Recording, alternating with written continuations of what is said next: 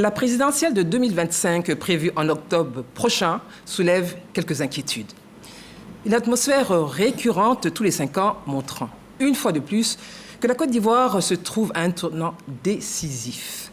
Comment créer un climat apaisé et politique serein avant ce scrutin? Les discours des leaders politiques sont scrutés et analysés. Ont-ils la seule responsabilité du maintien de la paix? Autour de cette table, des représentants de partis politiques pour un thème présidentiel 2025, quel climat apaisé autour de discours? Docteur Guy Bessongui, bonsoir. Bonsoir. Alors, vous êtes docteur Guy Bessongui Ndatien Séverin. Vous êtes directeur de cabinet adjoint du secrétaire exécutif du RHDP. Et par ailleurs, vous êtes docteur en droit et avocat. C'est bien cela? Effectivement. Bienvenue parmi nous. Merci. À ma droite, nous avons l'honorable Tchéidé Jean Gervais. Bonsoir, honorable. Bonsoir, madame.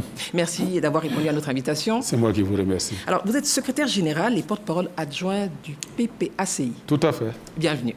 À vos côtés, donc sur votre droite, nous avons M. Veil Bernard. Vous êtes vice-président, secrétaire général en chef du secrétariat exécutif adjoint chargé de l'animation et de la vie du parti, membre du bureau politique du PDCI. C'est bien ça? Exact. Merci d'être parmi nous. Je vous en prie, madame. Et sur ma gauche, nous avons le représentant du FPI. Bonsoir, M. Nipa Barthélémy. Alors, vous êtes secrétaire général, porte-parole du Front populaire ivoirien, le FPI. C'est exact. Bienvenue parmi nous, messieurs. Et ce soir, nous allons parler de cette présidentielle de 2005. Quel discours pour un climat apaisé? Alors, mesdames, messieurs, vous qui nous suivez ce soir, vous aurez la possibilité, bien sûr, d'intervenir, de participer, de poser vos questions à travers le code QR qui va apparaître au bas de l'écran. Et vos questions seront bien sûr posées et partagées à nos invités. Premier arrêt de ce débat, un état des lieux réalisé par David Soyo. À quelques mois de l'élection présidentielle d'octobre 2025, le paysage politique présente 2 tableaux selon les experts. Majorité présidentielle et opposition. Au niveau de la majorité présidentielle, on constate un optimisme, une confiance par rapport aux élections présidentielles 2025. Dans le discours des acteurs, on s'attend à un plébiscite du parti au pouvoir. Et pour des raisons bien précises, le parti au pouvoir a fait un succès électoral récemment lors des élections locales. Et le parti au pouvoir est confiant parce que justement, il compte sur un vote rétrospectif, c'est-à-dire un vote basé sur son bilan. D'ailleurs, un bilan qui est tout de même éloquent. Au niveau de l'opposition, ce qu'on constate aujourd'hui, c'est que l'opposition est dans une posture de doute. Naturellement, parce qu'il y a encore des revendications politiques qui ne sont pas satisfaites. Les 2 camps sont sur le terrain. Chaque formation politique mobilise ses militants et sympathisants. Absence de dialogue, invectives, menaces, alimentent meetings, rencontres et enflamment la toile. La situation inquiète. Le discours des différentes personnalités politiques nous inquiète parce que nous avons vécu des choses vraiment... si même je peux le dire, un drame en 2010. Avec la crise post-électorale de 2010, nous ne voulons plus en fait revivre ce genre de choses. Nous avons les mêmes acteurs qui sont en présence, avec l'ancien président Gbagbo qui dit qu'il est candidat, avec les militants du RHDP qui disent qu'ils veulent que leur président soit encore dans la course. On s'inquiète. On a l'impression que le climat social sera encore tendu comme en 2010. On s'inquiète pour la Côte d'Ivoire, pour notre sécurité. Sur les réseaux sociaux, il y a beaucoup de polémiques parce que ce n'est pas tout le monde qui a la même idéologie. D'autres pensent qu'il y aura des bruits de guerre, d'autres pensent qu'il n'y aura rien. Et cela trouble un peu la population, ça inquiète tout le monde.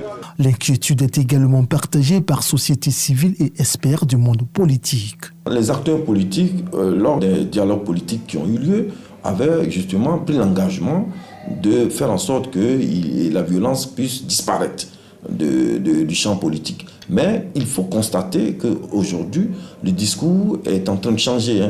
On sent que dans le discours, il y a des menaces. Il y a des menaces voilées ou des menaces directes parce que certains acteurs politiques présagent déjà qu'en 2025, il y aura la violence.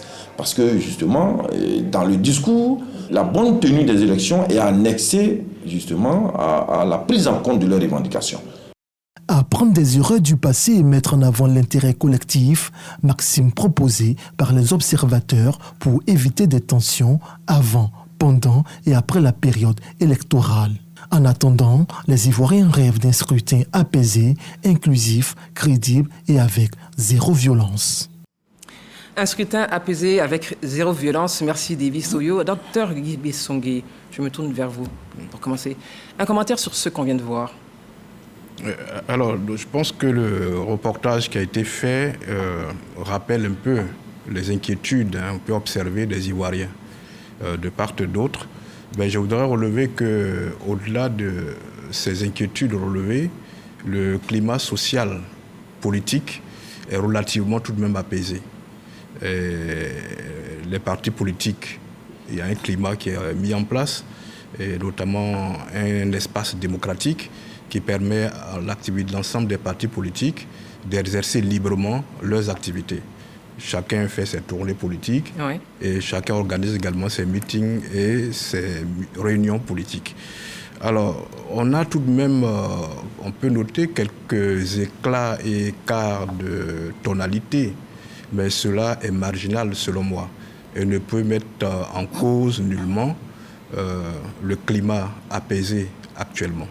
Nous sommes en janvier, on verra pour la suite si la tonalité ira grimpant, mais pour l'instant, on peut observer un calme pour l'instant.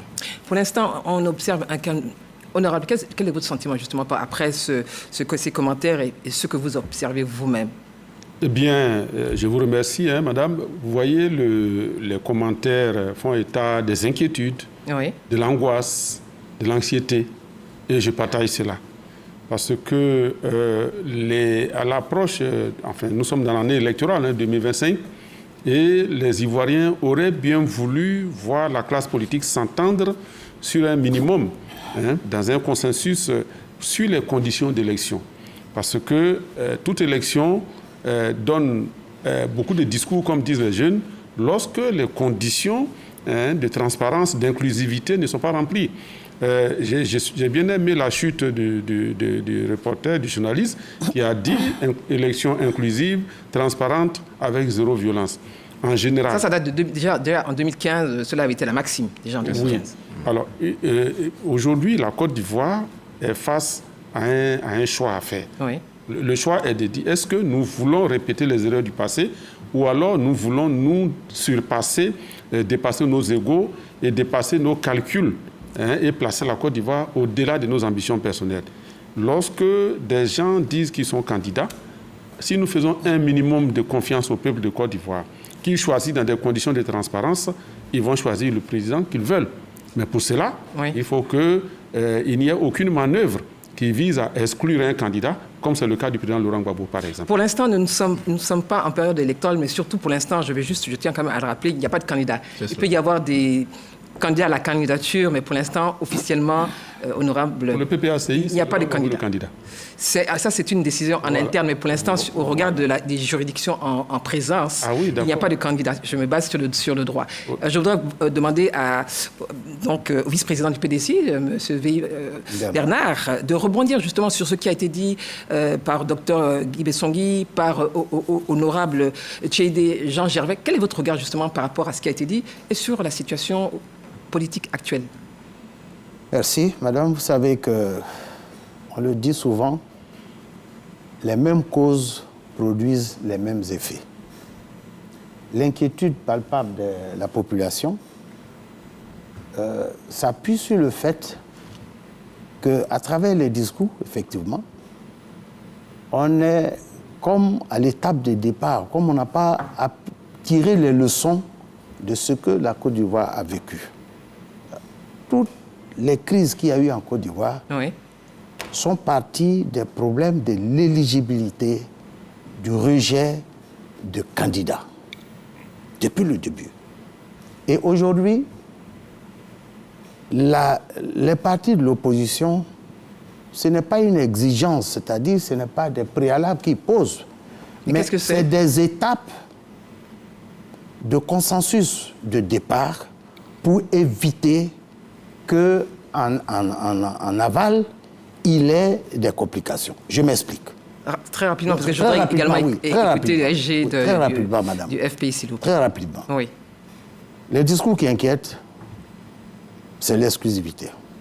Vous savez, le nonce apostolique, dans la présentation de vœux au président de la République, a tenu un discours important qui prend en compte la préoccupation de la population et des partis politiques que nous sommes. Pour avoir une élection apaisée, il faut qu'elle soit d'abord préparée de façon à ce que les conditions de transparence et d'équité et d'inclusivité soient remplies. C'est sur cette base-là qu'on peut parler de climat apaisé quand on passera à la phase élective.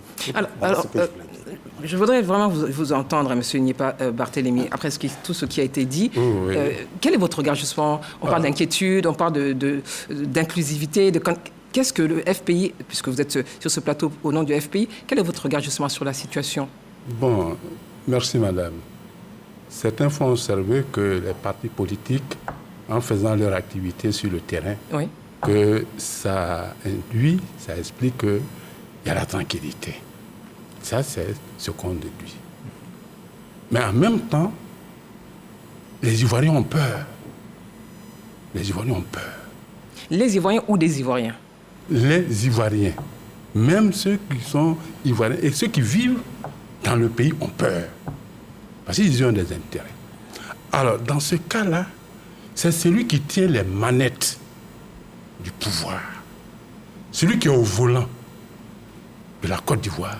C'est son attitude, c'est son discours qui peut rassurer, qui peut amener les Ivoiriens à ne plus avoir peur.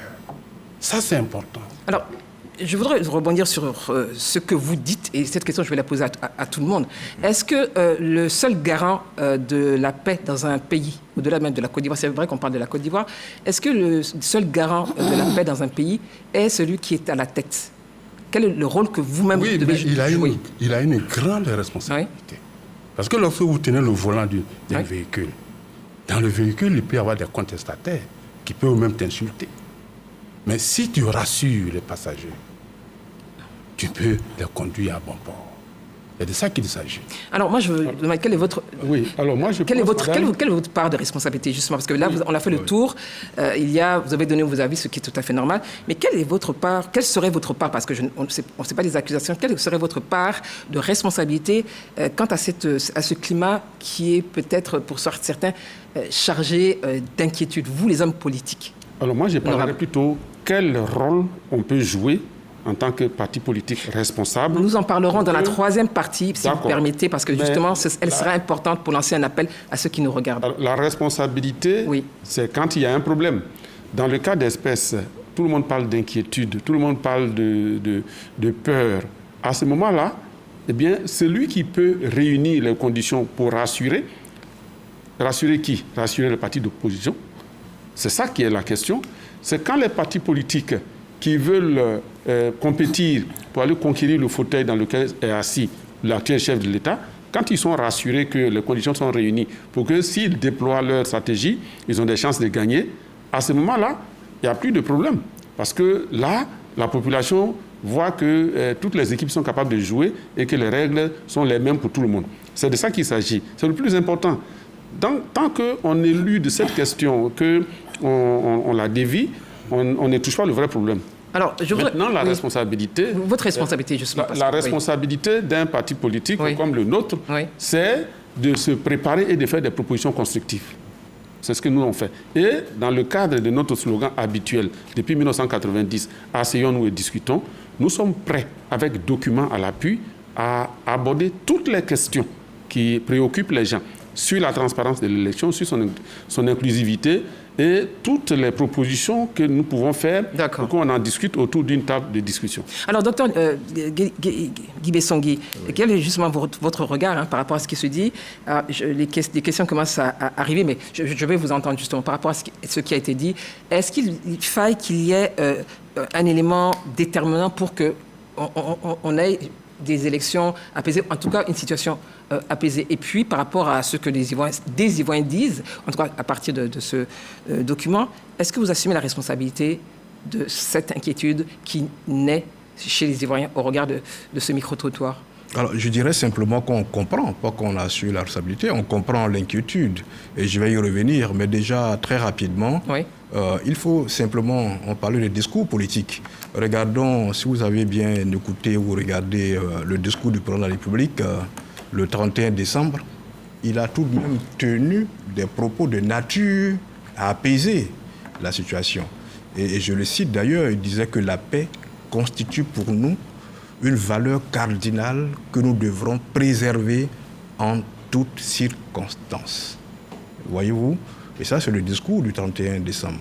Et il ajoute que l'élection sera apaisée, transparente et démocratique. Mais est-ce qu'il ne faut pas des conditions pour... Monsieur le directeur de cabinet. Oui. Allez-y. Est-ce qu'elle sera... Évidemment, c'est un engagement...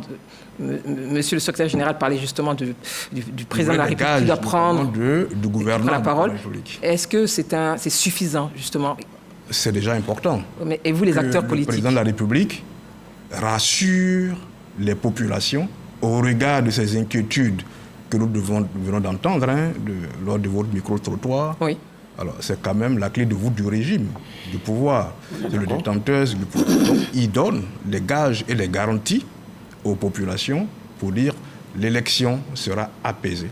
L'élection sera... Moi, je n'ai pas entendu de garanties. J'ai entendu des déclarations que l'élection sera transparente et démocratique. Et en le prenant au mot, on veut s'entendre sur la définition de... Est-ce que lorsque des candidats sont exclus par des artifices... Aucun candidat n'est exclu. Pour l'instant, on est bien d'accord. Pour ce qui me concerne... Pour l'instant, il s'agit des conditions à créer et à mettre en place pour que l'élection soit démocratique et transparente. Là, si on est d'accord, pour l'instant, il n'y a pas de problème. Si on est d'accord sur le fait qu'on va discuter sur les conditions pour que l'élection soit in fine démocratique et apaisée, à ce moment-là, on commence à s'entendre. On parle, je vais repréciser, on parle d'un climat apaisé avant, pendant et après. L'élection, c'est le bout de la chaîne. Mais aujourd'hui, effectivement, on parle de ce que vous pouvez apporter. Quel va être votre rôle pour que le climat soit apaisé avant, pendant et après. Je voudrais écouter... oui, allez-y, monsieur le vice-président, et on va prendre des questions. C'est ça. Vous avez posé une question de responsabilité des partis d'opposition. Est-ce que vous l'assumez? En ce qui nous concerne, PDCI-RDA, nous avons toujours démontré que notre première préoccupation, c'est d'abord la paix, la concorde et la protection de l'unité nationale. En tout temps. Et au vu de cet objectif, le PDCI a été à la pointe de tous les sacrifices. Nous sommes là aujourd'hui. Le président Bédié, vous avez vu tout ce qu'il a fait, l'appel en 2010 pour la paix, a voté au second tour pour le président Alassane Ouattara. En 2015, il a décidé que le PDCI renonce à présenter un candidat pour la paix, pour que le PDCI... Qu'est-ce que vous voulez dire? Ce que je vais vous dire, oui. Vous avez vu en 2010, en 2020, il y a eu le boycott actif, le PDCI n'est pas allé aux élections présidentielles. Mais quand, après, en 2021, le parti au pouvoir, sous l'égide de l'ancien Premier ministre Ahmed Bakayoko, a appelé tous les partis de l'opposition à un dialogue politique, le PDCI est allé au dialogue politique. Et au sortir de ce dialogue politique, étant convenu sur des points d'accord, le PDCI est allé aux élections législatives. Alors, je rappelle donc c'est pour ça pour vous dire que le PDCI n'est pas dans une posture guerrière. Mais il faut... On ne peut pas proclamer simplement que les élections seront démocratiques, apaisées. C'est les actions qui prouvent et qui doivent marquer ce caractère apaisé. Et c'est pour cela, madame, c'est important. Je vous écoute. Nous, en tant je vais écouter le secrétaire général du en tant que parti politique, nous scriptons mot à mot le discours de tenant du pouvoir. Alors, M. Guy-Fozongui l'a dit tout à l'heure. Le discours à la nation du président de la République et le discours devant les diplomates pendant la présentation des vœux il n'est pas apparu le mot inclusif.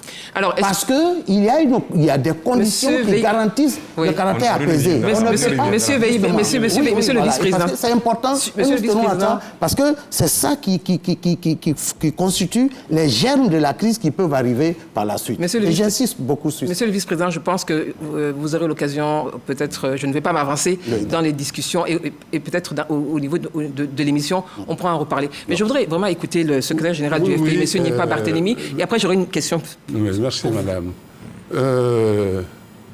Notre responsabilité, c'est d'attirer l'attention de ceux qui tiennent le pouvoir par rapport à ce que nous avons vécu. Le camarade du PDCI l'a dit, que c'est d'abord la question d'éligibilité qui a toujours posé problème. Donc ce que nous faisons au niveau du Front populaire ivoirien, c'est de dire en tension la question de l'éligibilité des candidatures-là sera encore à l'heure du jour. Il faut faire très attention. Et nous disons que ce qui avait posé problème en 2020, qui a entraîné des morts, ce ne serait pas bien qu'on revienne encore là-dessus. Alors moi, je vais vous poser une question à tous les quatre. Deuxièmement, oui, allez-y. Nous disons que lorsque tu as les manettes, c'est toi qui prends les décisions. Et qu'il y a des sons dissonants. Ton devoir, c'est d'appeler à une concertation. Alors justement, je suis obligé de vous couper la parole. Excusez-moi parce que je rebondis sur ce que vous allez dire. Il y a une question qui vient justement de Côte d'Ivoire, c'est intelligent, qu'il dit, et de façon très directe, quelles sont les démarches que les partis politiques de l'opposition, on en a 3 sur le plateau, proposent pour un dialogue apaisé. Mais vraiment très rapidement, quelles sont les démarches que les partis politiques de l'opposition proposent pour un dialogue apaisé? Comme vous aviez la parole, je vous laisse terminer. Je vais écouter Monsieur le vice-président et honorable, et nous passerons à une autre question, Monsieur Gbissangui. Mais vous pouvez intervenir. Hein. Vous avez un regard de toutes les manières sur la vie politique de façon générale. Nous parlons de concertation. Oui. Ça peut prendre le mot, là, c'est un indice de dialogue politique. Mais ça, c'est indispensable. Ce n'est pas, j'allais dire, un préalable, mais c'est un mode de fonctionnement, de gouvernance. Nous l'avons vu pour obtenir la trêve sociale. Le ministre de la fonction publique a appelé les enseignants pour discuter et pour trouver une solution. Si les politiques ont des revendications, ont des préoccupations, il y a des raisons pour que celui qui tient les manettes là les écoute. Alors je vous rappelle quand même qu'il y a eu un dialogue politique, et dans sa 5e séquence, on va dire, vous avez tous signé, partis politiques, société civile, vous avez signé, et l'élément qui est ressorti en réalité, c'était comment organiser ou préparer en tout cas le terrain pour des élections en 2025, parce que c'était déjà de toutes les manières dans les pipelines, pour 2025 des élections apaisées. Donc, quand même, vous étiez conscient qu'il y avait votre engagement pour préparer un climat apaisé pour les élections. Alors, je voudrais vous entendre. Madame la Présidente, s'il vous plaît. Oui, non, allez-y. Ce que je voulais vous dire. Oui, je vous écoute. Le mouvement politique, la scène politique est en mouvement. Ça, c'est un. Deuxièmement, on ne va pas inventer la roue. La démarche qui a toujours prospéré, c'est la convocation de tous les responsables politiques, des partis politiques les plus significatifs, à une concertation. C'est ce que je vous ai dit tout à l'heure. Sous l'égide du Premier ministre, paix à son âme, Ahmed Bakayoko, tous les partis politiques ont été convoqués et les discussions se sont faites autour du ministre de l'Intérieur et des décisions ont été entrées. Maintenant, elles se sont poursuivies sous le Premier ministre Patrick Hachi. Il faut le dire, oui. Oui, d'accord. Oui, c'est de l'histoire. Voilà, c'est pour vous dire. L'histoire. Oui, je suis d'accord avec vous. C'est pour vous dire quoi? C'est pour vous dire que, le PDCI a enclenché, vous avez vu notre groupe parlementaire qui a pondu une déclaration la semaine dernière pour indiquer les voies à suivre, les actions à mener, les actes à poser pour qu'on puisse garantir des élections apaisées. Donc, quand il y a des sons de cloche comme ça, c'est comme le camarade du FPI l'a dit, c'est le chef du village, le président de la République. C'est lui qui a la responsabilité de tout ce qui doit se passer, comme la paix, comme la crise. C'est à lui de pouvoir appeler tous les responsables. Comme je l'ai dit tout à l'heure, aucun parti politique ne veut diriger sur des ruines.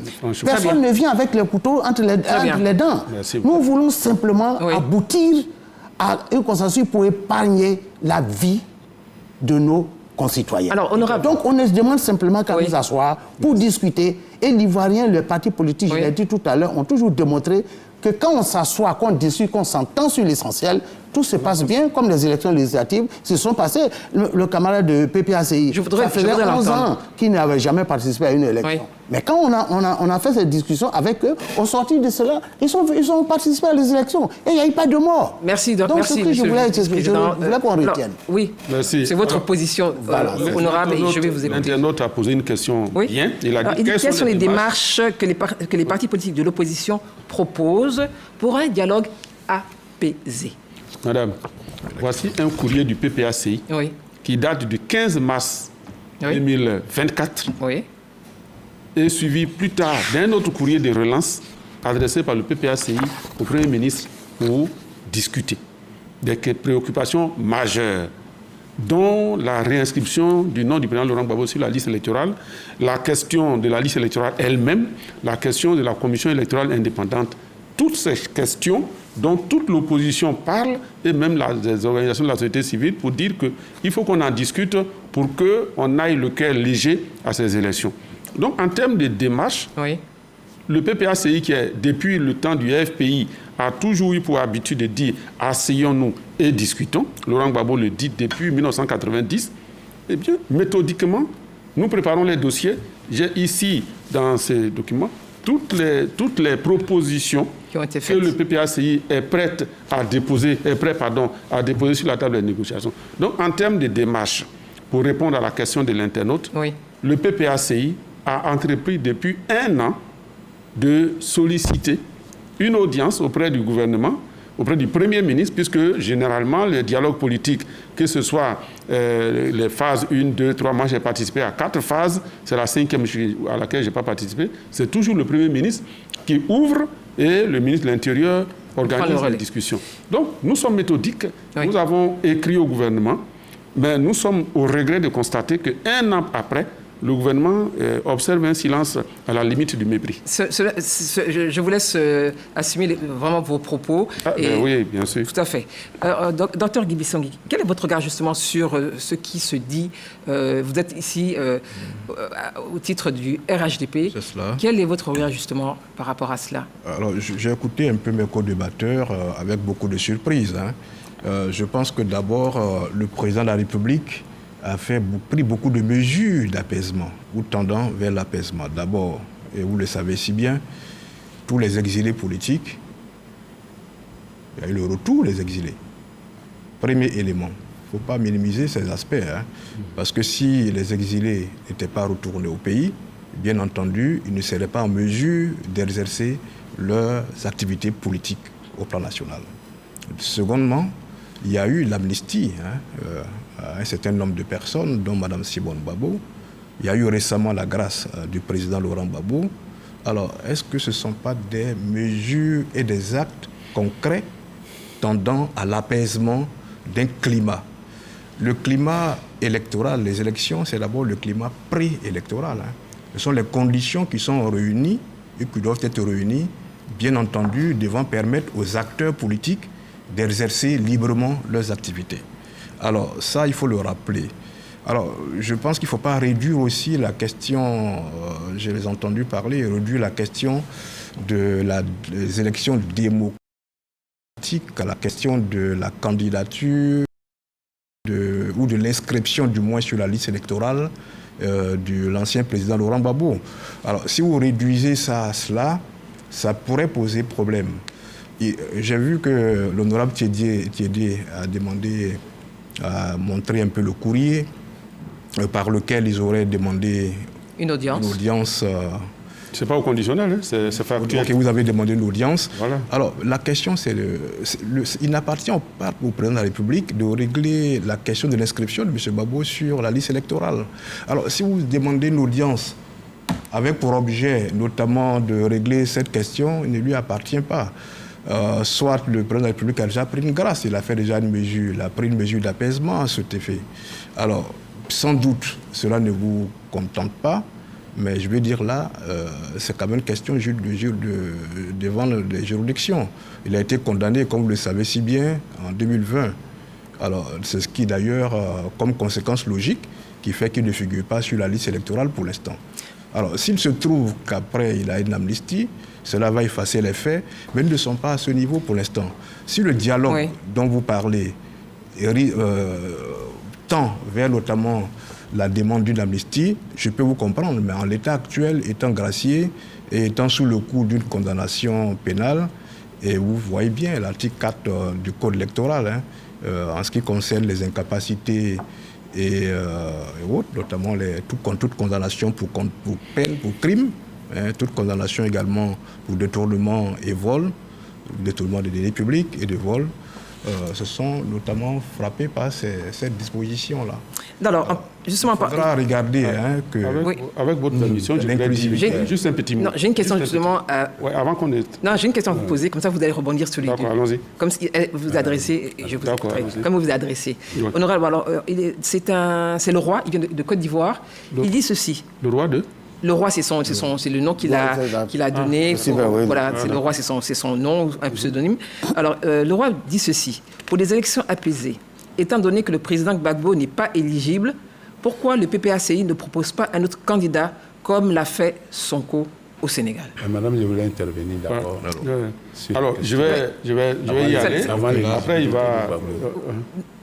non, j'y vais. Alors, vous voyez... Juste, et je vous donne la parole. Merci beaucoup. Nous sommes à la RTI. Oui. Et Dieu merci, il y a ce genre de débat qui commence. Ce n'est pas fini, ce n'est pas le dernier. Fini, mais c'est un bon début. C'est quand même ça a salué. Parce que ça faisait longtemps que les partis d'opposition tels que le PPACI... on n'avait pas encore... Mais... je suis obligé de vous dire que parfois, il y a des invitations qui sont partagées et on n'a pas de réponse. Donc la RTI, c'est votre télévision, elle est ouverte à tous les partis politiques. Je suis heureux. Et nous sommes très heureux que vous soyez là ce soir. Quand nous parlons aux Ivoiriens, nous devons leur dire ce qui se passe réellement. Le frère dit qu'il y a eu des actes posés. Je suis d'accord. C'est-à-dire que quand quelque chose qui n'aurait jamais dû arriver arrive, quand on le remet à l'endroit, c'est bien. Mais ce n'est pas une prouesse en soi. C'est-à-dire que lorsque des Ivoiriens sont poussés à l'exil ou en prison à cause d'un contentieux électoral et qu'après 10 ans, progressivement, on les fait revenir, on peut s'en féliciter. Mais dire que c'est une fin en soi, ce n'est pas juste. Mais est-ce que ça vous a satisfait ou pas? Non, c'est clair que personne n'a envie. Moi-même, j'étais en prison. Donc, je suis sorti avec l'amnistie. Oui. Donc, je suis content d'être dehors. Je n'aurais jamais dû aller en prison parce que ce n'est pas normal. Mais après, il y a des situations, il y a des contextes, il y a des lois. Oui, d'accord. Non, attendez. Moi, je sais comment je suis parti en prison. Donc, je pense qu'on va... Ce que je veux dire, c'est que le frère parle de grâce du président Laurent Gbagbo. D'abord, pour être gracié, il faut demander. Il faut reconnaître la condamnation qui vous frappe et puis demander le pardon du président de la République qui, en vertu des pouvoirs que lui confère la Constitution, gracie le condamné. Le président Laurent Gbagbo ne reconnaît pas cette condamnation. Donc on n'est pas, dans ce schéma, on est d'accord. Oui, mais je complète en disant, est-ce que les Ivoiriens sont d'accord que Laurent Gbagbo est ancien président de la République? Parce que dès qu'il est revenu de la CPI, son statut lui a été reconnu et les éléments qui vont avec ont été mis en place. Mais en Côte d'Ivoire, notre Constitution dit qu'un président de la République ne peut pas être jugé par un tribunal ordinaire. On le sait tous. Alors, de plus grave. Là, vous répondez, c'est-à-dire... Je réponds, je donne en avance. La République en exercice. On va... Non. Vous ne répondez pas... Honorable, vous ne répondez pas à la question qui a été demandée concernant le PPACI. Oui. Puisque, selon l'internaute, et très rapidement s'il vous plaît, selon l'internaute, il s'appelle Le Roi, le président Gbagbo n'étant pas éligible, selon lui, pourquoi le PPACI ne propose pas quelqu'un d'autre, un autre candidat, à la candidature, comme l'a fait Sonko au Sénégal? C'est la question. Le cas du Sénégal et le cas de la Côte d'Ivoire sont totalement différents. Vous répondez à Le Roi. D'abord, l'internaute qui dit que le président Gbagbo n'est pas éligible, il met la charrue avant les bœufs. Parce que ne pas être sur la liste électorale, ça c'est la CEI, qui est un organe administratif qui en a décidé ainsi. Pour l'éligibilité est décidée par le Conseil constitutionnel. Ça, on n'en est même pas là. Mais deuxièmement, dire aujourd'hui que Laurent Gbagbo a été retiré de la liste électorale par ses adversaires. Et puis nous... Comment excusez-moi, c'est ça qui est vous avez les preuves de ce que vous avancez. Oui, excusez-moi. Là, on est en train de parler de la CEI. La CEI n'est pas sur ce plateau. Très honnêtement, honorable, la CEI n'est pas sur ce plateau. Elle aurait peut-être pu donner des explications ou se défendre. S'il n'est pas sur la liste électorale, c'est qui l'a fait. C'est pas lui-même qui est allé barrer son nom. Non, mais on ne peut pas accuser quiconque. Il a barré son nom et le président de la Honorable, s'il vous plaît, je pense qu'on en reparlera. On en reparlera, mais la CEI n'est pas sur ce plateau. Oui. Vous permettez. Pour l'instant. Non, excusez-moi. Excusez-moi. Pour répondre à la question de très rapidement, c'est que on n'est pas du tout dans la même configuration que le Sénégal. Très bien. Le PPACI, en tant que parti politique, a décidé que Laurent Gbagbo, qui a été acquitté et blanchi par la Cour pénale internationale pour tout ce qui s'est passé en 2010, laquelle Cour pénale internationale a dit dans la décision qui le libère que Laurent Gbagbo a posé des actes d'un président de la République qui a été élu. Tout ce qu'il a fait de 2010 à 2011. Ça, on est d'accord. Par rapport à ça, la question est sur la Côte d'Ivoire, honorable. La question est sur la Côte d'Ivoire. C'est ça la question. Dire pourquoi on ne l'abandonne pas parce que son adversaire, lui, ne veut pas l'avoir comme adversaire, pour aller choisir quelqu'un d'autre. Honorable, je vais écouter. Je vais écouter. Je vais écouter, s'il vous plaît, le secrétaire général du parti au pouvoir. Excusez-moi, du FPI. Oui. Vous étiez au pouvoir il y a quelques années. Toute l'opposition demande à ce que d'abord la CEI soit réformée. Ça, c'est ce que nous disons. Alors là, je vais repréciser. Excusez-moi. Ouais. Là, c'est moi qui dirige le débat. Je suis obligé de vous le dire. Je reprécise le sujet de ce soir. Présidentielle 2025. Quel discours pour un climat apaisé? La CEI, on aura l'occasion, évidemment, sur ces plateaux, avec d'autres collègues, d'en reparler. De toutes les manières, c'est un élément qui est dans le schéma. On va en reparler. Mais ce soir, s'il vous plaît, on parle des discours et comment justement avoir ce climat apaisé. Même si la CEI peut intervenir, mais on ne va pas s'étendre sur la CEI parce qu'elle n'est pas sur ce plateau. Je veux dire que le discours que l'opposition tient, c'est d'abord les conditions des élections à venir. C'est d'abord ça. Donc nous, l'opposition dit, voilà ce que nous voulons. Voilà ce que nous entendons. Et il n'y a pas de retour. C'est pour cela que les gens sont inquiets. D'accord. On pose les problèmes, les préoccupations de l'opposition, mais en retour, on n'entend pas. Au retour, vous n'entendez pas. Monsieur Bey, vous aurez la parole le premier tout à l'heure. On va aller sur le deuxième élément. Vous aurez la parole le premier.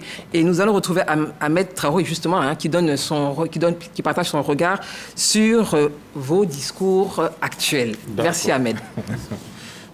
L'élection libre et transparente est le fondement même de la démocratie. Or, il n'y a pas de démocratie représentative sans citoyens bien informés. À l'approche donc du scrutin présidentiel d'octobre prochain, les politiques prennent la responsabilité d'informer leurs potentiels électeurs, ce à travers des canaux d'information et de diffusion. Pour espérer remporter l'élection, ils tiennent des discours souvent rassurants et parfois inquiétants. Une question nous interpelle. Pourquoi faut-il user du bon ton en période électorale? Autrement dit, comment analyser les discours politiques actuels? Donc tous les discours qui sont actuellement entendus dans l'espace public ivoirien, et notamment dans le champ politique, ce sont des discours de pré-campagne. Maintenant, ces discours ont des spécificités par rapport aux différents candidats. Voilà. Quand on prend les 4 grands discours que j'ai pu écouter ces temps-ci, celui du président de la République, son excellence Alassane Ouattara, celui du président Laurent Gbagbo, celui du président Tiam, celui du ministre Billon. Ces discours-là sont des discours de campagne, de pré-campagne. Ils sont à la recherche, ils vont à la pêche des voix. Voilà, et puis évidemment, c'est des moments de promesses, comme tous les discours. Pour le moment, il n'y a pas d'attaque frontale. Le propre de la concurrence politique, c'est de pouvoir puiser dans ce que l'adversaire dit, l'attaquer sur certains plans, montrer surtout ses faiblesses et se présenter en tant que sauveur. Pour le moment, nous ne sommes pas dans ce cas de figure-là. Les discours qui sont entendus, pour moi, sont des discours normaux qui sont dans le cadre d'une pré-campagne non ouverte Parce que le temps est encore long, c'est un temps long jusqu'en octobre. On ne se précipite pas pour se jeter dans la bataille et jeter toutes ses forces.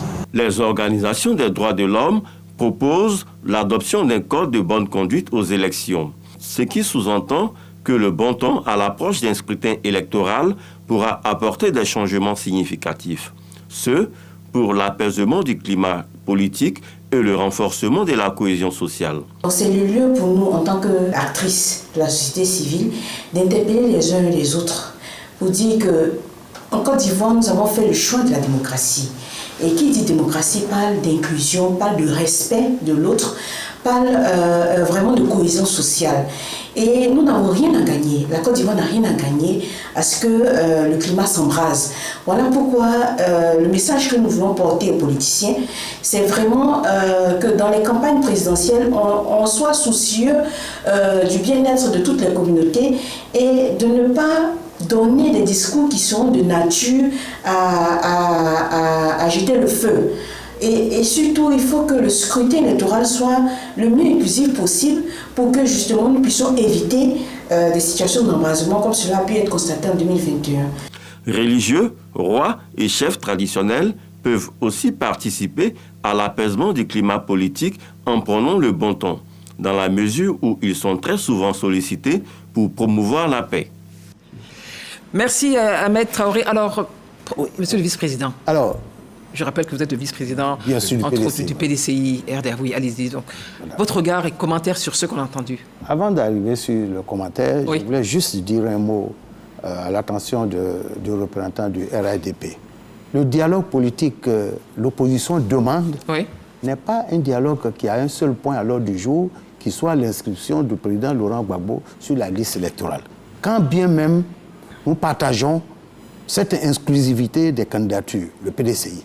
Mais quand on demande le dialogue politique, c'est tout un ensemble. Il ne faut pas qu'ils réduisent à ça, le dialogue que nous demandons, à un seul point. C'est ce que je voulais lui dire. À l'occasion, concernant justement les discours. Les discours. Oui, la tonalité. Vous savez, madame, oui. Pour ce que je connais le mieux, le PDCI-RDA n'a jamais tenu un discours de belligérance début ou fouette en passant par Bédié et aujourd'hui avec le président Tidjane Thiam.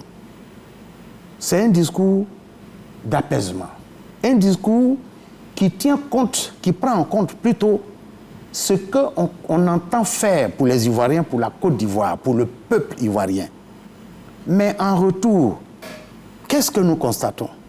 Qu'est-ce que vous constatez? Ce qu'on constate, c'est que nos amis du RADP, au lieu d'apporter des arguments contraires sur ce que nous développons, ce que notre président du parti développe comme argument, ils s'attaquent à la personne, souvent avec des discours qui sont vraiment en dessous de la ceinture. Je prends deux cas pour étayer mon intervention. Pas de mots déplacés parce qu'on nous regarde. Oui, d'accord. Ce que je vais dire, excusez-moi, ce que je vais dire, je prends deux cas. Le président Tidjane Thiam, au cours d'une cérémonie, a chanté en baoulé. Qu'est-ce qu'on a vu voler de bois vert? Il est tribaliste. Alors que, sur la scène politique, nous connaissons des partis politiques, pour ne citer que cela, pour exalter la puissance de leur leader, chantent dans une ethnie puissance-ci, ado puissance-ci. Personne n'a jamais dit que c'est du tribalisme. Alors, vous êtes indexé directement. Non, ça c'est le premier point. Oui, le deuxième point. Oui. Le président Tidjane Thiam, au cours de vœux, des présentations de vœux du parti, a dit dans son projet qu'il compte faire des Ivoiriens, certains Ivoiriens, des milliardaires en dollars. Au lieu de dire comment est-ce qu'il compte faire ça, pour qu'il explique, on dit plutôt, on répond, non, il démontre qu'il est déconnecté de la réalité de la Côte d'Ivoire. Mais j'y vais. Oui, très rapidement, parce que je veux faire le tour. Mais c'est une méconnaissance. C'est-à-dire, ce que nous avons appris, c'est pour ça qu'on dit PDCI, Parti démocratique. Quand on émet une idée, c'est l'idée qu'on combat avec des arguments contraires qui battent en brèche. Donc, voilà, vous voulez dire qu'en face, il n'y a pas d'argument? Non, on ne dit pas d'argument, on dit qu'il est déconnecté. Mais quand c'est qu'il dit... Ma question, est-ce que vous voulez dire qu'en face, il n'y a pas d'argument? Oui, nous disons que ce n'est pas l'argument qu'il faut, mais ils s'attaquent plutôt à la personne qui dit, il tient ce discours, je n'ai pas fini, il tient ce discours, accordez-moi une minute s'il vous plaît, madame. Allez-y, faites. Parce que ce n'est pas des paroles en l'air que le président lance. Allez-y. Vous avez vu le président Obasanjo au Nigeria, qui a été élu après une succession de coups d'État. Le Nigeria était un pays exempt au plan économique, au moins de toutes les structures. Mais il a décidé de faire des champions nationaux. Nous en avons les preuves aujourd'hui. Quand on parle des milliardaires en dollars, il y en a au Nigeria, c'est à partir de cette volonté. C'est donc cette volonté politique-là que le président Tijani veut mettre en œuvre. Parce que, madame, vous êtes journaliste. Si demain, le pouvoir décide de vous confier de tout ce qui est, comment on appelle ça, les structures d'information, de télévision et tout ça en Côte d'Ivoire, vous allez être multimilliardaire. C'est une volonté politique. Il suffit qu'on décide aujourd'hui, tout comme on fabrique des leaders régionaux. Aujourd'hui, on a des leaders, mais c'est parce qu'on a voulu faire des leaders. Si dans l'agriculture, on décide que la transformation de nos produits de base, à savoir le café, le cacao, on confie à des champions nationaux. Au lieu de confier ça à des multinationales qui viennent faire des milliards ici, si on le confie à des Ivoiriens, on pourra faire des Ivoiriens milliardaires en dollars. Merci, monsieur le vice-président. Et le président, je tenais à dire, le président a dit quelque chose aussi. S'il vous plaît, une minute. Ça fait 2 fois que vous me dites oui, d'accord, non, parce que c'est important. Vous avez dit, c'est pour démontrer que la tonalité d'agression ne vient pas de l'opposition. Quand le président a dit que c'est qu'il veut, il veut que ce soit les privés, mais pas les fonctionnaires. On a dit qu'il est contre les fonctionnaires. Non, il n'est pas contre les fonctionnaires. C'est la réalité. Dire qu'un fonctionnaire n'a qu'à être milliardaire en dollars, c'est inciter à faire autre chose. On connaît quel est le salaire, le niveau de salaire maximum. Monsieur Monsieur le vice-président, vous aurez l'occasion de revenir là-dessus. Non, c'est important pour que vous sachiez que là où l'agression est, ce n'est pas du côté de l'opposition, c'est plutôt du côté de ceux qui n'ont pas intérêt à ce que les choses s'enflamment. C'est eux qui tiennent le discours guerrier. Nous avons entendu avant-hier, pour terminer, s'il vous plaît, monsieur le vice-président, pour terminer avant-hier, une ministre d'État, au représentant du parti, qui dit « Nous ne voulons pas de candidats hors la loi ». Mais on n'est même pas encore arrivé là-bas. Monsieur le vice-président, j'en ai fini. Merci beaucoup. Docteur, il a été indexé, et après je ne vous donnerai pas. Vous avez été vraiment indexé. Ce qu'il a dit, il indexe le RADP, mais je ne vois vraiment pas en quoi cela trouve matière à indexer le RADP. Le RADP peut ne pas être d'accord avec les idées émises par le président du PDCI. Alors, ce qui est tout à fait normal.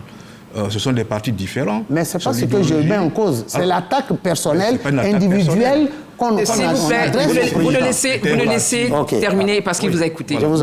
Merci infiniment. Je vous ai écouté religieusement, monsieur. Allez-y, docteur. Non, je pense qu'il faut... L'émission n'a pas cet objectif.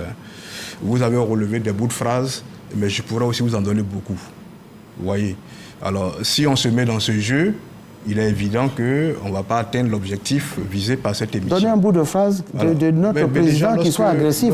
Ce n'est pas de l'agression, mais déjà, lorsque vous avez votre président qui indique que... Non, je ne vais pas prendre certains exemples qui vont être de nature à choquer certaines personnes, mais je vais rappeler simplement que lorsque le président du PDCI dit qu'il va se battre pour que notamment désormais les résultats soient proclamés bureau de vote par bureau de vote, est-ce que ce n'est pas prévu par le code électoral? Est-ce que c'est une agression contre une personne? Quand on rappelle que c'est prévu par le code électoral, que c'est une méconnaissance, alors en quoi il y a une attaque?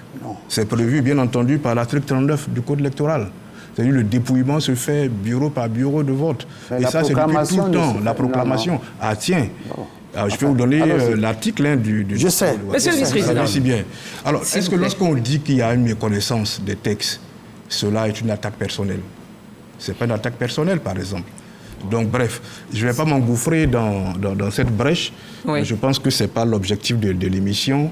Si on veut donner des bouts de phrases de gauche à droite, on va prendre pour chaque leader.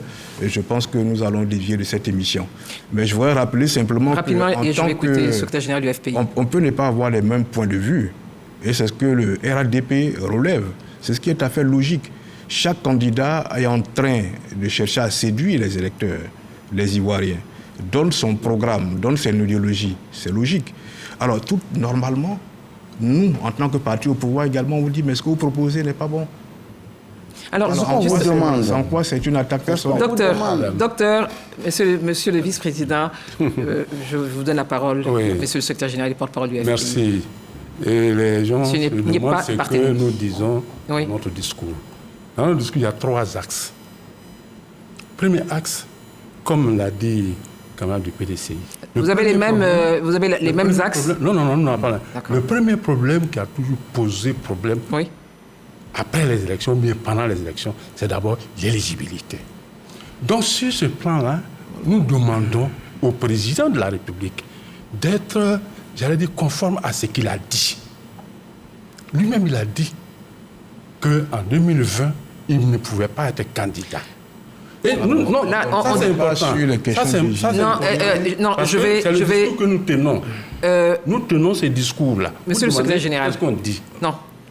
Deuxième point. Monsieur le secrétaire général, je vais repréciser pour tout le monde. Deuxième. Non, permettez-moi avec tout le respect. Docteur, s'il vous plaît, je vais repréciser. On demande ce que nous disons. C'est vrai qu'on est là, effectivement, pour débattre de la situation des discours, comment vous les portez, la sémantique. Mais tout à l'heure, j'ai parlé de la CEI, j'ai dit, elle n'est pas là. Si elle était là, il n'y aurait eu aucun problème. Exactement. Elle va se défendre. Ça, c'est chacun a son rôle. Moi, ce n'est pas mon rôle de défendre, mais pour l'instant, elle n'est pas là. On ne peut pas parler d'une institution, en tout cas en long et en large, qui n'est pas là. Sur la question de l'éligibilité, le président de la République, il y a des éléments, vous avez parlé de l'éligibilité, que vous voulez mettre dans un dialogue avec d'autres éléments. Le moment opportun, je pense, cela viendra. D'accord. Donc je voulais repréciser. On parle du climat. Comment vous, honorable... Deuxième axe de notre discours, c'est qu'il faut que les conditions... Je vous attends quand vous aurez... Deuxième axe de notre discours que nous tenons. Il faut que les conditions des élections soient transparentes, exclusives. Ça fait partie de notre discours. Troisième axe que nous développons, c'est que c'est le projet. Votre projet. Qu'est-ce que nous voulons faire pour les Ivoiriens? Donc, quand nous intervenons à tout moment dans nos discours, voilà ce que nous disons. Voilà ce que nous disons pour que les Ivoiriens, pour que les élections puissent être apaisées. Voilà. Et nous pensons que, ce discours-là n'est pas offensant. Vos discours, ils passent, vous avez des retours, comment ça se passe justement avec les personnes sur le terrain? Oui, mais parce que quand nous demandons que les conditions soient transparentes, exclusives, tout ça, c'est partagé par tout le monde. Et c'est partagé même par les Ivoiriens. Lorsque nous disons que pour les élections qui arrivent là, il faudra regarder les projets.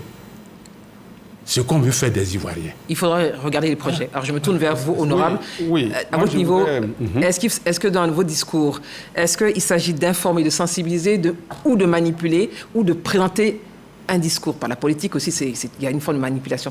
À votre niveau, qu'est-ce qui ressort, honorable? D'abord, je voudrais dire que moi, je me réjouis que le frère du RHDP n'est pas fermé à des propositions pour que le parti au pouvoir examine.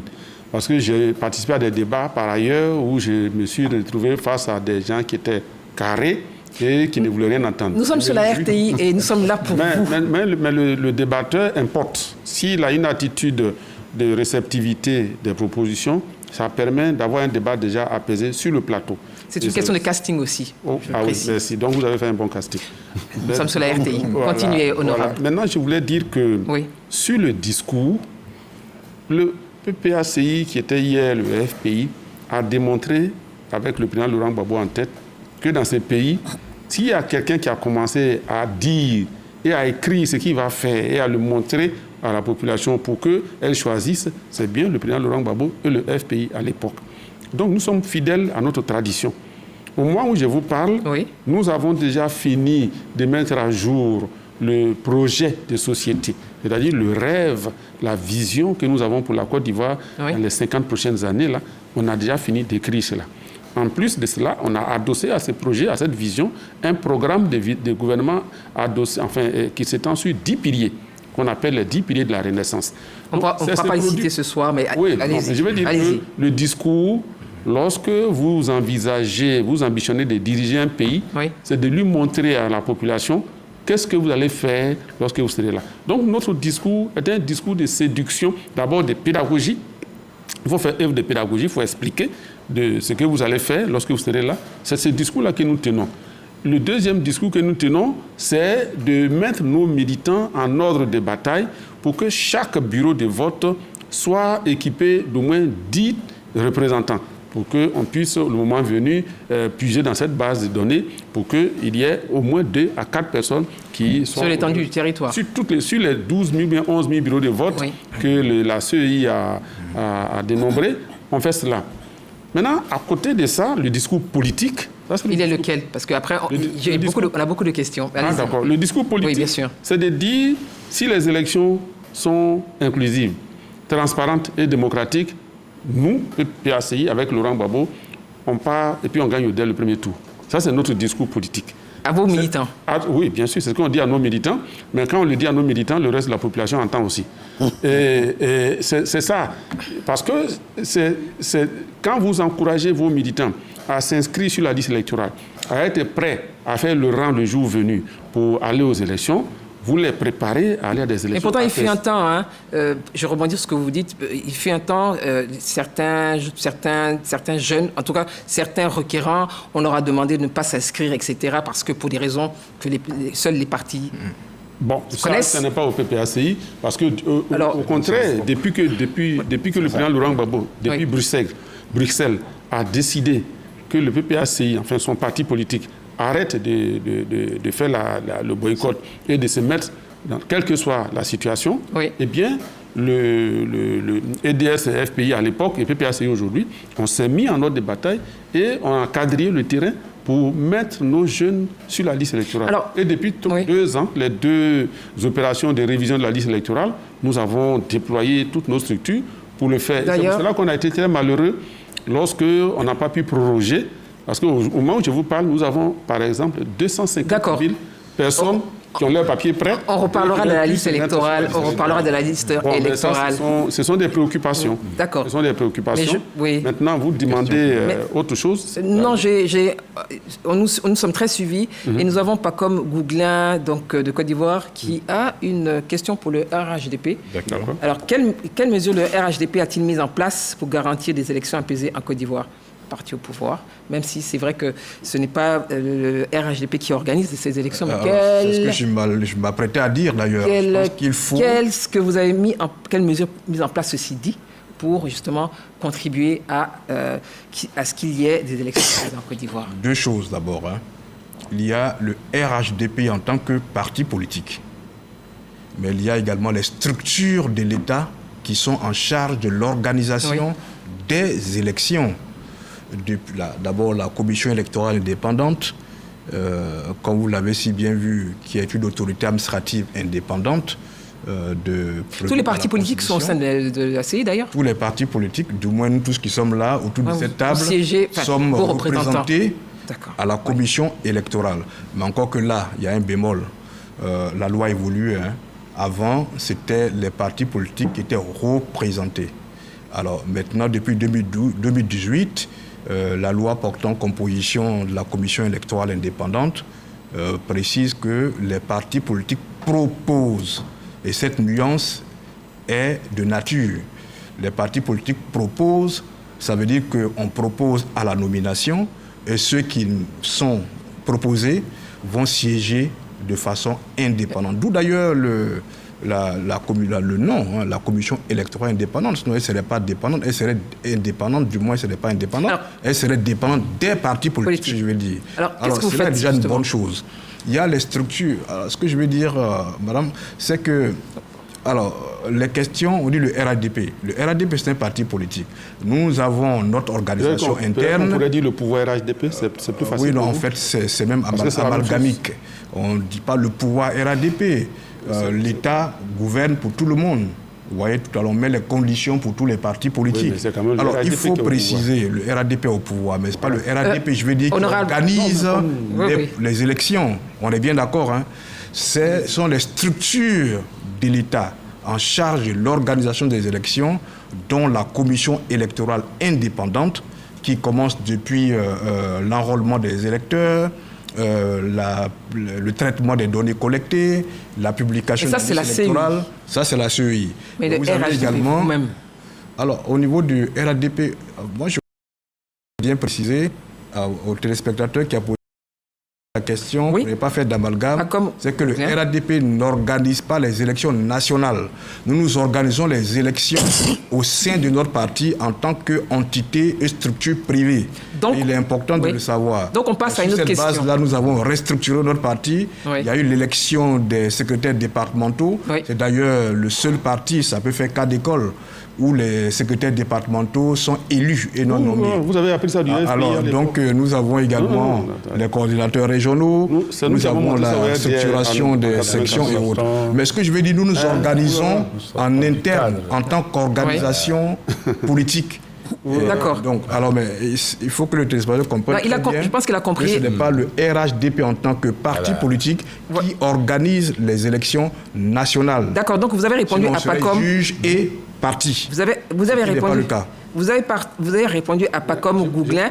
Et j'ai une question pour... Parce que c'est important, la question de l'internaute. Cette question, elle est adressée au RHDP qui a répondu. Donc, on va passer à une autre question. Dans mon sens, je pense. Donc, il peut peut-être... On va passer à une autre question. Ce que je voulais dire, madame, c'est que la commission électorale dite indépendante là. Non, honorable, permettez, excusez-moi, honorable, vraiment très respectueusement, tout à l'heure, je vous ai demandé, la CEI n'est pas ici et vous...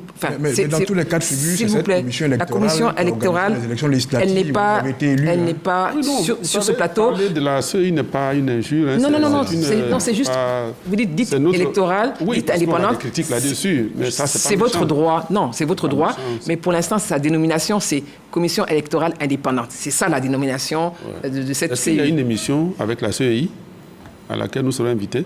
Comme ça, elle pourra être là pour nous...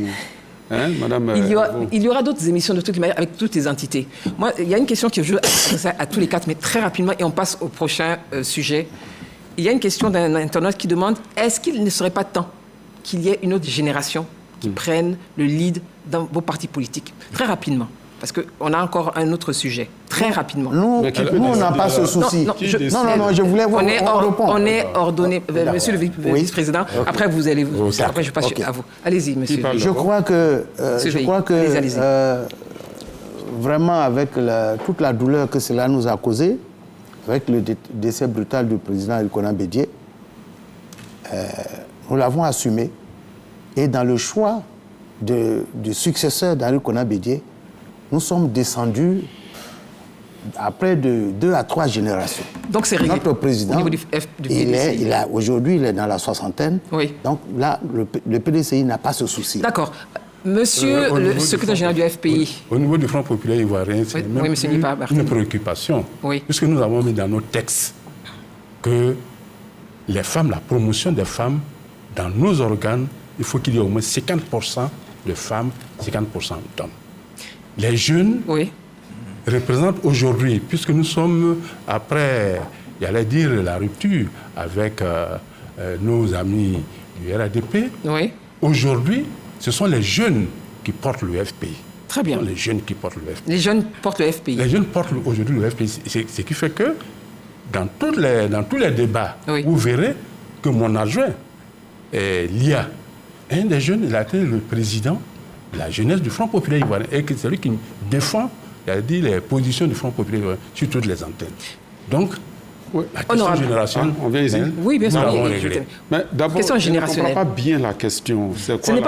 La question est, c'est une demande, mais très rapidement, parce qu'on va passer au 3e sujet, s'il vous plaît. Alors, pourquoi tous les partis politiques, donc vous êtes les 4 représentants des partis politiques, ne proposeraient-ils pas d'autres candidats plus jeunes? Donc on parle de la question intergénérationnelle. Alors déjà... À votre niveau, très rapidement. Pour moi, c'est un débat surréaliste parce que dans un parti politique, le débat... Surréaliste, c'est-à-dire? Non, parce que qui va décider que c'est telle génération qui va le faire? Tous les partis politiques fonctionnent selon un mode de fonctionnement interne. Et ils décident qui est le président. Quelquefois, le président du parti peut ne pas être le candidat à la présidentielle, ou alors il est le candidat à la présidentielle. Donc vous avez répondu alors? Voilà, donc nous, on n'a aucun problème avec ça. Vous avez répondu à cette question? On n'a aucun problème avec ça. Oui, docteur. Au RHDP, c'est très simple. Hein. Oui. C'est une équipe. Et l'équipe, elle comprend toutes les générations. Très bien. Des jeunes, des moins jeunes, et certains qui ont une dose d'expérience et d'autres en ont moins. Et vous voyez la configuration du gouvernement actuel d'ailleurs, vous avez autant de jeunes, de ministres jeunes que également certains qui ont beaucoup plus d'expérience. Beaucoup plus d'expérience, oui. Et vous êtes ? Vous avez dit ? Nous sommes confortables dans notre situation actuelle. Et dès l'instant où quelqu'un de plus jeune, en fonction notamment de la configuration, sera intéressé à la question, on le verra. Mais pour l'instant, nous avons un chef qui est le président Alassane Ouattara. Et donc, il nous indiquera la voie à suivre. D'accord, très bien. Écoutez, les Ivoiriens nous regardent. Hein. C'est vrai qu'ils réagissent encore via la plateforme et nous vous remercions. Nous allons, pour cette troisième partie, troisième axe, poser cette question. Ouattara Seydou a rencontré des Ivoiriens qui se prononcent sur le code de bonne conduite. Faut-il réactualiser le code de bonne conduite ? Micro-trottoir. Le code de bonne conduite est le symbole de notre engagement envers nos compatriotes, envers la démocratie et la préservation du bien commun.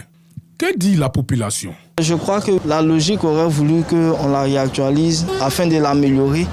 Comme aucune œuvre n'est parfaite, ça aurait permis à chaque acteur d'apporter son plus et nous permettre de trouver de nouveaux points d'accord et puis d'améliorer la chose en fait.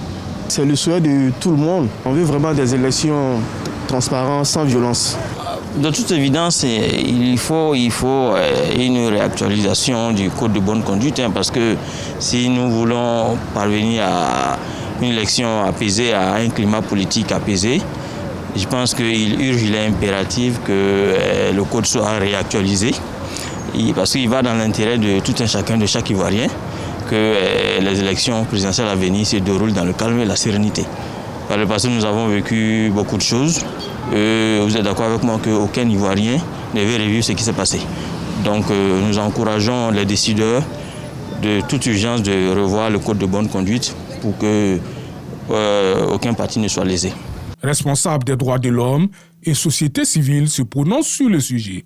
Nous pensons qu'il est nécessaire de reconduire le code de bonne conduite car il permettra dans le cadre du processus électoral à venir de délimiter des règles à suivre ou à ne pas suivre et de se conformer aux valeurs et fondements d'une compétition loyale, démocratique, libre, transparente et surtout sans violence. Et nous pensons que le code de bonne conduite permet aux signataires de s'engager à respecter les droits et libertés de tous les citoyens, à respecter le verdict des urnes et surtout à recourir au dialogue et à n'utiliser que les moyens pacifiques et légaux dans le règlement de leurs différends et aussi de leurs attentes. Et dans le cadre du code de bonne conduite, nous suggérons de prévoir une disposition de coercition et un système de recours efficace. Je dirais aux différents partis politiques que nous n'avons qu'une seule Côte d'Ivoire. La Côte d'Ivoire, c'est notre mère, c'est notre père. Et tout le monde a intérêt à la solidarité. Il faut que les différents partis politiques misent sur la solidarité, la cohésion sociale et surtout sur la paix. Il faut vraiment qu'ils aient comme option une seule chose, la paix dans notre pays. La place de cet instrument dans l'ordre juridique d'un État est nécessaire, car le Code de bonne conduite aux élections est annonciateur d'une nouvelle forme de contrat social. Contrat social, merci Ouattara Seydou. Alors, monsieur, il n'y a pas Barthélémy, secrétaire général du améliorer FPI. le code de conduite, oui. Ce sont des engagements qu'on prend. Mais on signe.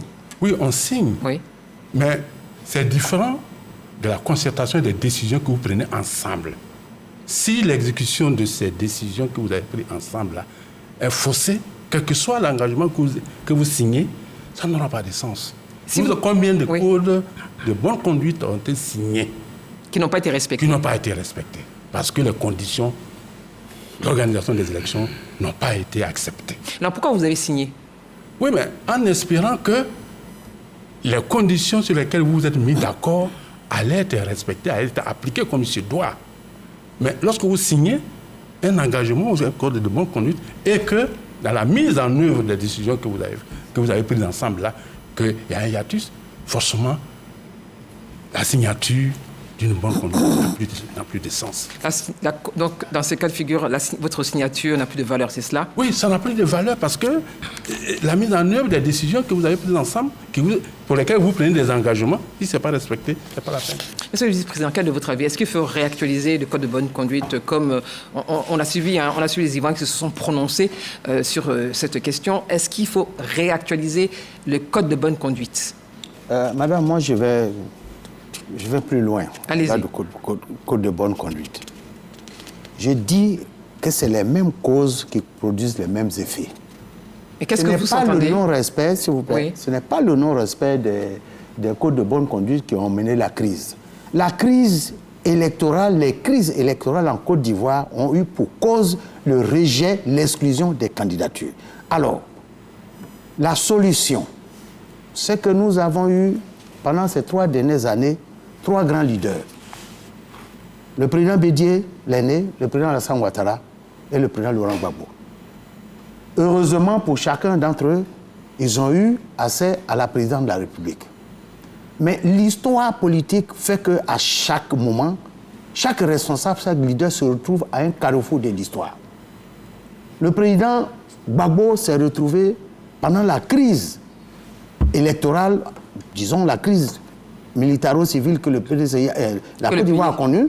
Le président Gbagbo s'est retrouvé devant ce carrefour de l'histoire. Et il a été obligé, pour l'amour de la Côte d'Ivoire, pour la paix, pour les Ivoiriens, de prendre une décision en appliquant l'article, je n'ai plus l'article, c'est 43 ou 48, pour permettre à tous les partis politiques qui étaient à la discussion de Cléber Marcoussi d'être candidats. C'est ainsi que le président Bédié et le président Ouattara ont été candidats. Alors, s'il vous plaît, c'est dans une logique. On nous regarde, hein. Oui, si, on nous regarde. Mais c'est une logique concrète. Qu'est-ce que vous voulez dire? Non, c'est ce que je veux dire. Mais justement, le président Bédié, pour la paix, en 2010, a soutenu au 2e tour le président Ouattara. En 2015, pour la paix, pour l'amour de la Côte d'Ivoire, il a demandé à ce que son parti ne présente pas de candidat. Aujourd'hui, le président Ouattara est devant l'histoire. C'est à lui, et lui seul, de pouvoir puiser en lui-même, dans l'amour qu'il a pour les Ivoiriens, pour la Côte d'Ivoire, pour essayer d'extirper cette cause fondamentale qui est l'exclusion, l'inclusivité des élections, qui est la cause fondamentale de toutes les crises que nous avons connues. C'est à lui. Peut-être s'il n'a pas la solution à ce niveau, c'est au moins à l'issue d'un dialogue politique inclusif avec tous les leaders politiques qui pourra faire. C'est à lui. Monsieur le vice-président, vous ne répondez pas à ma question. Mais si, je réponds à la question. Ma question elle est précise. Oui, ça, c'est un élément, effectivement, vous l'avez dit. Mais c'est un élément fondamental. Vous l'avez dit lors de la première partie, la seconde et partie. Je reviens, parce que c'est en ça seulement que moi, je pense qu'il y a la solution à la crise en Côte d'Ivoire. Je comprends, mais ma question, je la reformule et j'insiste là-dessus. Oui. On parle du code de bonne conduite. L'élément que vous évoquez donc, depuis le début de cette émission, elle a trait aussi au dialogue que vous souhaitez avec... Pas forcément. À la responsabilité du président de la République, comme l'a fait le président Laurent Gbagbo, comme l'a fait le président Henri Konan Bédié. Ce n'est pas ça, c'est en dehors du discours. C'est la responsabilité du président de la République vis-à-vis de la nation, vis-à-vis des Ivoiriens. Monsieur le vice-président, ma question, elle est claire et je reprécise. Oui. Je parle du code de bonne conduite. Faut-il le réactualiser avec des éléments? On sait qu'il y a certains éléments pour permettre justement que la signature soit respectée, pour éviter ce que la Côte d'Ivoire a vécu. C'était également contenu dans le code de bonne conduite par rapport au comportement. Alors je vais demander... Non, comme vous voulez, si vous voulez, je réponds à votre question. Rapidement, parce qu'il y a l'honorable, il y a le directeur de DC, Guy Bessongui, oui. Madame, très rapidement. Je suis candidat. Mon parti m'a choisi, je suis candidat. Oui. On signe le code de bonne conduite pour dire, bon, si nous allons, on va respecter ceci, on va respecter cela. Et puis, in fine, ma candidature n'est pas retenue. Et mes militants, qui sont mécontents, rentrent peut-être dans les mouvements. En quoi le code de bonne conduite aurait eu un impact réel sur le caractère donc, je vais demander au docteur Guy Bessongui de répondre, parce que est-ce que le fait qu'il y a une idéologie, est-ce que la polarisation justement du débat, la polarisation de cette situation, est-ce que parce que, justement, comme le dit le vice-président donc, du PDCI, une candidature n'aurait peut-être pas été retenue, est-ce qu'après signature, et qu'il faille, parce que les militants sont fâchés, il n'y a pas cette responsabilité de peut-être pouvoir les calmer ou pouvoir leur expliquer quelle est la situation? Moi, je vous pose la question et je vous demande, dans la foulée, faut-il réactualiser le code de bonne conduite pour les élections de 2025? Oui, merci Eliane. Je vais répondre au dernier aspect de la question. Faut-il réactualiser le code de bonne conduite? Alors, on a écouté le micro-trottoir. Je pense que j'ai retenu le point de chute de l'intervenant en dernière position qui dit que le code de bonne conduite peut être vu comme étant un nouveau contrat social. Alors, pourquoi, en fait? Parce que, d'abord, le code de bonne conduite, c'est un document qui est signé entre les partis et groupements politiques, c'est bon à savoir, et par lequel les signataires s'engagent à respecter les règles et les bonnes pratiques pour une élection transparente, apaisée et démocratique. C'est là l'enjeu du code de bonne conduite. Alors, il faut rappeler que lors des élections ou en prélude aux élections municipales et régionales passées, en 2023, je parle des élections du scrutin du 2 septembre, il y a eu un code de bonne conduite qui a été signé par l'ensemble des partis politiques qui ont participé aux élections municipales et régionales. Ça a été signé le 23 mai 2023 sous l'égide du National Democratic Institute, NDI. Alors, on a vu que ces élections, le contentieux ou les contestations éventuelles résultant ou ayant résulté de ce scrutin local ont été pour la plupart réglées par les voies de droit, par notamment devant le Conseil d'État. J'ai moi-même organisé ou coordonné la question du contentieux pour les candidats de notre parti. Et d'ailleurs, M. Tédier, honorable Tédier, vous voyez que le candidat de PPACI de San Pedro, qui avait fait une requête en annulation, ça avait prospéré.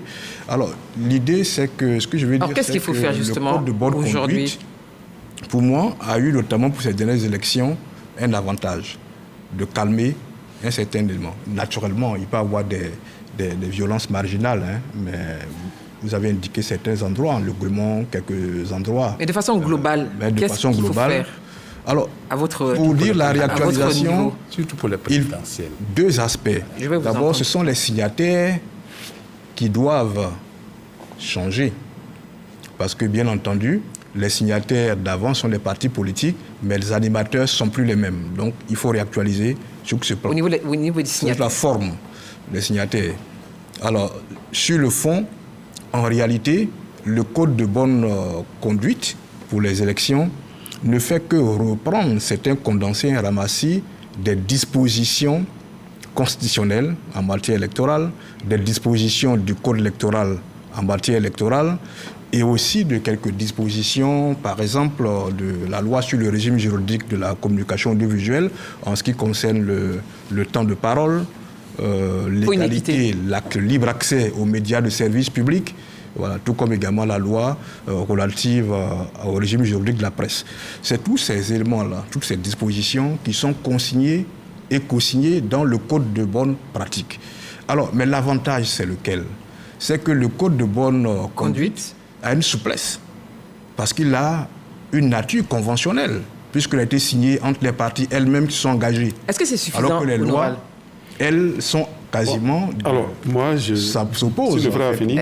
Est-ce que c'est suffisant? Parce que oui. Est-ce que c'est suffisant justement d'avoir ces éléments? Il y a un caractère volontaire qui fait qu'on est apte à accepter ce qu'on a signé entre nous. Alors, et d'ailleurs, voilà, un peu comme un accord. Parce que c'est librement signé. Hein. C'est librement signé. Monsieur SG, ou bien c'est moi? Comme je me suis adressé à vous, mais après, SG, rapidement. Est-ce que c'est suffisant? Mais je voulais répondre à la question globale. Oui, non, allez-y. D'accord. Le premier code a été signé en 2008. D'accord, oui, avant les élections de 2010, tout à fait. Alors, on était dans une situation particulière. C'est l'ONUCI, oui, qui a demandé aux acteurs politiques de venir signer qu'ils vont bien se comporter. C'était une signature qui a été libre. Oui, mais je veux dire que c'est ce que dit le code. C'est sous l'égide de... C'est sous l'égide des Nations Unies. En 20 articles. Oui. Le premier, là, madame, permettez-moi, les signataires s'engagent à soutenir la tenue d'élections démocratiques libres, ouvertes et transparentes organisées par la Commission électorale indépendante, CEI. Ils s'engagent à respecter le verdict des urnes. 1. Ils s'engagent également à n'utiliser que la procédure judiciaire prévue par les lois pour contester éventuellement les résultats des élections. C'était en 2008. Qu'est-ce qui s'est passé en 2010? Lorsqu'il y a eu contestation des résultats, on n'a pas le code là, personne n'a chose. Hein. On a plutôt appelé à la guerre pour dégager Gbagbo parce que, voilà. Il y avait une belligérance. Oui, je pense qu'aujourd'hui, on ne va pas faire le procès de ce qui s'est passé. Le code a une origine. Oui. Mais en réalité, aujourd'hui, honorable, aujourd'hui, on est en janvier, on est le 28 janvier 2025. J'ai bien compris. Est-ce qu'il faut réactualiser ou non? À mon avis. Oui. À mon avis. Oui, dites-nous. Le code de bonne conduite pour des acteurs politiques d'un pays indépendant depuis plus de 60 ans est infantilisant, madame.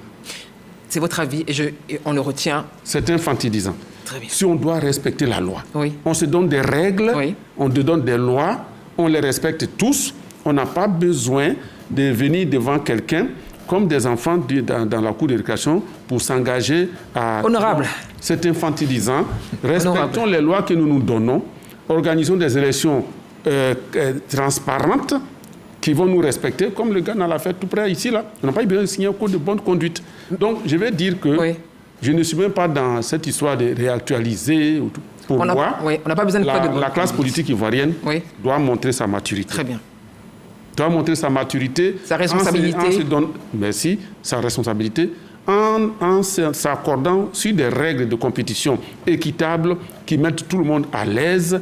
Et puis, comme ça, quand le vainqueur a gagné, le vaincu va le féliciter et les Ivoiriens vont tranquillement à leurs occupations. Merci, honorable. On n'a pas besoin d'un code de bonne conduite pour cela. Alors, monsieur le secrétaire général, qu'est-ce que vous pensez, justement, après ce tour de table? Même ça, parce que j'ai dit que le code de bonne conduite n'a jamais été respecté lorsqu'il s'agit des présidentielles. Or, c'est les élections les plus importantes. Et en voulant signer un code de conduite qu'on n'est pas capable de respecter parce que les conditions ne sont pas bonnes, à quoi ça sert de signer? Donc, dans votre conclusion... Pour les élections locales, ça n'a pas la même valeur, ça n'a pas la même signification, la même ampleur. C'est le même code. Donc, ce code-là, monsieur le secrétaire général, ceux qui s'engagent, le contexte et l'enjeu est différent. Mais ce sont des élections importantes pour une nation. Oui, mais les élections présidentielles, c'est un contrat qu'un individu signe avec le peuple. Donc, et les élections locales, est-ce que ce n'est pas un contrat qu'un législatif avec une population et les municipales avec également une population, même si elle est régionale? Oui, le contexte est différent. Oui. Et la cible, les personnes, les acteurs sont différents. Bon, d'accord. Donc, quand on prend un cours de bonne conduite, ça n'a pas la même implication que les élections. Donc vous rejoignez, honorable...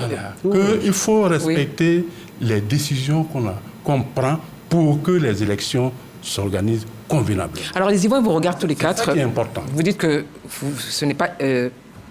ce serait peut-être pas pertinent.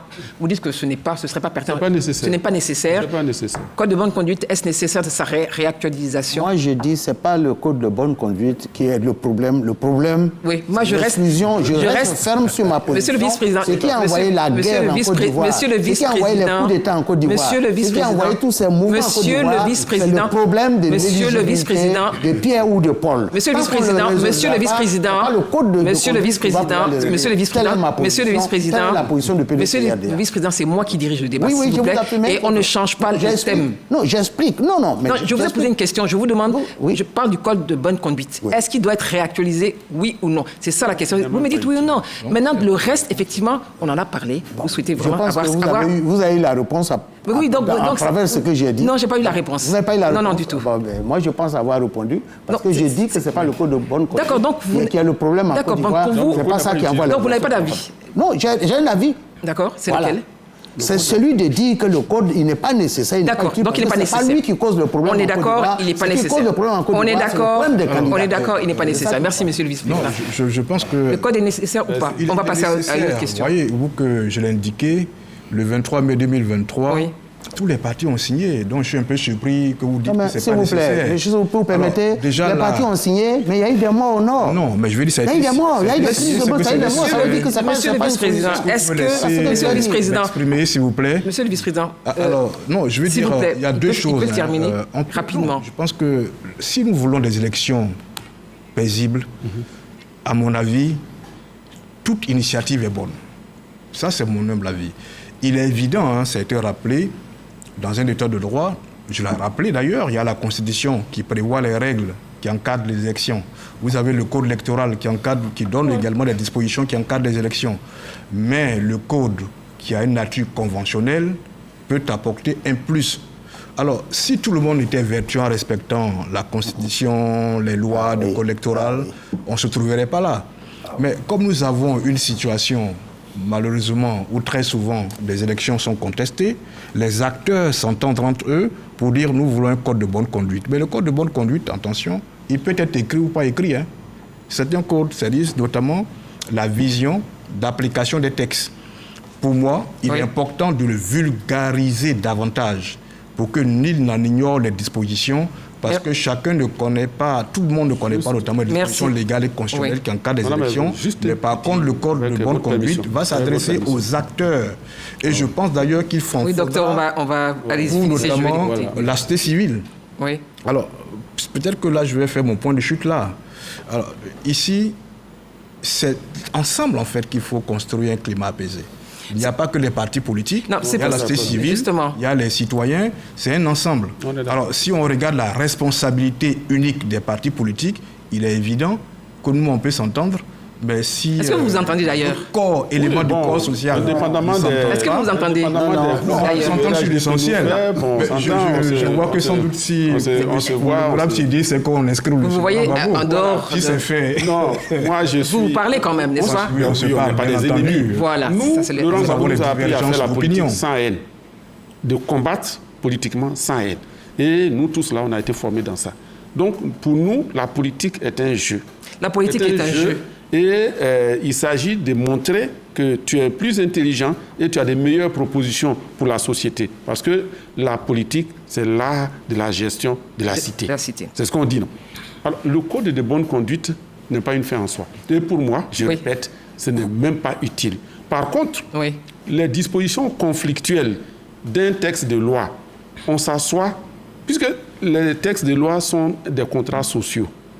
Et s'il y a un contrat social, qu'à un moment donné, il pose problème dans certaines de ces dispositions, le plus intelligent à faire, c'est de s'asseoir à nouveau pour dire, sur tel aspect de notre contrat social, il y a tel qui n'est pas d'accord et tel, pourquoi tu n'es pas d'accord? Il vient, il explique. Si ce qu'il dit n'est pas pertinent, il est mis en minorité, il se range. Messieurs, je vais vous poser une question à tous les quatre qui sera aussi en guise de conclusion, c'est-à-dire que je vais vous demander à chacun quels sont vos agendas pour les mois à venir et votre mot de fin à l'attention de tous ceux qui nous regardent ce soir, jeunes, moins jeunes, femmes, en tout cas toute la population. Honorable, vous avez la parole. Merci. Très rapidement. Je voudrais d'abord dire merci pour cette opportunité qui est donnée aux partis politiques de parler à la Côte d'Ivoire. Et nous espérons que ça va se répéter et vous êtes bien placé pour le faire. Vous avez bien conduit le débat. Merci. L'agenda, le PPACI de Laurent Gbagbo. Vous avez 30 secondes. Oui, envahit le terrain. Nous avons investi le terrain. Le président Gbagbo, dans l'opération Kokoko, commence dès ce week-end à visiter les populations. Notre agenda, c'est de faire en sorte que ce que nous avons à vendre comme offre politique là, soit expliqué de façon méthodique et donc nous avons des tournées. Quel est le message aux Ivoiriens qui nous regardent? Ça, c'est très important. Les Ivoiriens doivent rester sereins et être aux aguets pour rappeler à l'ordre tous leurs dirigeants de quelque bord qu'ils soient. Merci. Que la Côte d'Ivoire aille à une élection apaisée. Merci, Honoré. Et que les dispositions qui doivent être changées par ceux qui en ont l'initiative puissent le faire et que la classe... Honorable, on est en train de refaire le débat. Non, on est en train de refaire le débat. Non, je vous demande... L'appel. D'accord. Pas le débat, pardon. L'appel, s'il vous plaît, aux Ivoiriens de rester sereins. Merci. Et d'avoir la foi et d'avoir l'espérance. Merci. Les partis politiques font tout ce qu'ils peuvent. Le PPACI, en tout cas. Merci, honorable. Vous avez clignoté dans le temps de votre voisin. Donc je suis désolé. Oui. Voilà. Votre message à l'endroit de ceux qui nous regardent, s'il vous plaît. D'abord, le programme, le président du parti l'a dit rapidement. En mars, nous aurons un bureau politique pour qu'au plus tard en avril, nous fassions notre convention de désignation de notre candidat pour la présidence. Le message maintenant aux Ivoiriens. Aux Ivoiriens, ils sont là. C'est qu'ils sont là. Je m'adresserai plutôt. Les Ivoiriens, ils n'ont pas de problème. Il n'y a pas eu de crise entre les individus, entre les ethnies en Côte d'Ivoire. C'est les hommes politiques, c'est la classe politique qui est à la base des crises. La base de cette crise-là, c'est le problème d'inclusivité. Merci, monsieur le vice-président. Monsieur le secrétaire général du FPI, M. Niepa. Nous sommes dans notre agenda. Votre message aux Ivoiriens. Nous avons désigné le candidat du Front populaire ivoirien, Kafin Guessan, comme le candidat au présidentiel de 2025. Un message. Nous avons fini notre programme de gouvernement, l'offre politique que nous allons présenter à partir de mars. Votre message. Nos textes sont venus. Votre message. Ce que nous voulons dire aux Ivoiriens, c'est que 2025, nous ne voudrons pas que ce soit 2020, pas 2010. Merci. Et pour ça, nous demandons à ce qu'il soit serein. La sérénité. Et que la sérénité. Merci. Parce que celui qui a la destinée des Ivoiriens en main, nous espérons qu'il va emmener, qui va se comporter, qui va poser des actes qui peuvent rassurer les Ivoiriens. Merci, monsieur le secrétaire général. Merci. On va terminer avec vous, monsieur le directeur de cabinet, docteur Denis Songuis. Alors, très rapidement également. Le programme, à court terme, nous aurons des tournées du secrétaire exécutif, un peu de tournées nationales dans toutes les coordinations régionales, de sorte à renforcer nos bases et en prélude à la campagne présidentielle imminente. Alors, message aux Ivoiriens.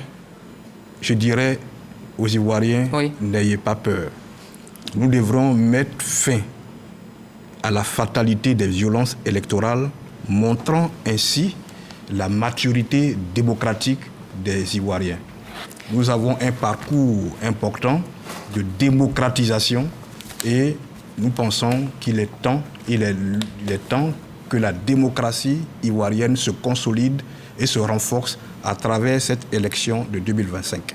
Merci. N'ayez donc pas peur. Merci à tous les quatre et à travers vos partis politiques, le RHDP, je vais le faire ainsi, le FPI, le PDCI et le PPACI. Mesdames, Messieurs, merci de nous avoir suivis. Merci à tous ceux qui nous ont envoyé des messages. Ce n'est pas le dernier débat.